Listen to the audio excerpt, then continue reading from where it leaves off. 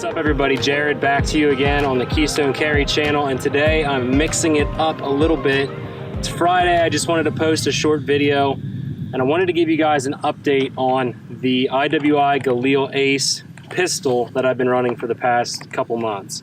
I'm going to put a card at the top of the video that I recommend that you check out. It's going to be linking you directly to the other video where I talk about my initial impressions of the GALIL Ace pistol.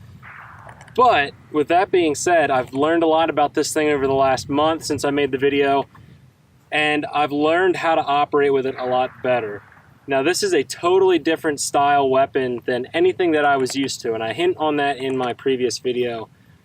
I typically don't like AK variants. I came right out and said that in the other video, and so when I got this, I didn't really know what to expect. There were things that I really liked about it that I knew that stood out to me, but there was still that question of whether or not I would actually like this pistol. And I'm happy to say that after the last month, I still do thoroughly enjoy this. This is one of my favorite weapons to shoot on the range. It's cheap to shoot. I bought 1,000 rounds of Wolf hollow point. I think it's 122 grain. It could be 124, I don't remember.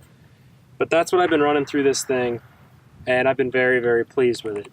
Something you'll notice that's different from the first video is I now have a little optic on here. And what I did is I stole the Sightmark Mini Shot M-Spec off of my 5-inch 300 Blackout. And I've been throwing this along in the truck and carrying this along with me as I've been driving around back and forth to the shop and hitting the range, because this is the pistol that I've been running the most. And I've wanted to get as good at it as possible. And so this has been the one that I've been going to. And I like to do that from time to time. I'll pick one of my builds and I'll just run it. And I've been very happy with this. Now, from the get-go, I had a couple malfunctions, and I talked about this in the first video when I was running the suppressor. I cleaned it up and the malfunctions stopped. I put about 500 to 600 rounds through it without cleaning. Had very few other problems, a couple malfunctions here or there, but I don't know that they were related to the suppressor. It could have been ammo, magazine not seated right, you know, the whole deal. Now I've got over 1,000 rounds through this thing. I have not cleaned it yet. I probably had 5 or 6 malfunctions with this range day. And so I'm gonna actually tear it apart and clean it. I'm not gonna say it's ammo related at this point, but I will say I didn't have any malfunctions with the Brown Bear ammo or Golden Bear, whatever that ammo is called. And I only had 1 or 2 with Tula. I did have more with the Wolf ammo. But like I said, this is now over 1,000 rounds without cleaning. I'm gonna strip this thing down and see if cleaning it up good is gonna help. I mean, the action still feels great. Everything else feels fine, so it could just be dirty, but it could be ammo related, but I'll dig into that a little bit more before I give you guys an answer on that. One of the things that I noticed that I really like about it still is the trigger. I talk about that in the first video. The weirdest part about this entire build to me, and the part that hasn't grown on me 100% yet, is the safety. I find it really hard to flip up the safety from a compressed position. It's much easier under my elbow here if I tuck it in at kind of a high ready or even a low ready. If I have my gun like this, I can get the safety and then get up on target. It's more difficult out like this to flip the safety on and then engage target. Just little things that I've noticed like that. The other thing is with the pistol brace, the length of pull is really short. So those are things that I've had to work around, but they haven't made me not like this at all.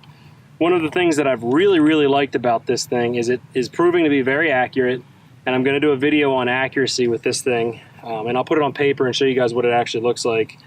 But it has also proven to be a reliable gun. Anytime you throw a suppressor into the mix with dirty ammo, you're just asking for problems. And so I'm cautiously going to say this, I don't really expect it to have 100% no malfunctions ever. There's no weapon that's never going to malfunction.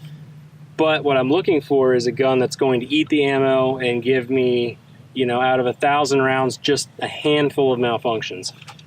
To me, I'm not really using this as a defensive weapon. It's more of a ranged toy for me right now. I'm just trying to get used to learning it and getting really comfortable with it before I would actually implement it as a self-defense weapon. So having the malfunctions right now are giving me a good opportunity to work on my reloads and get better at that.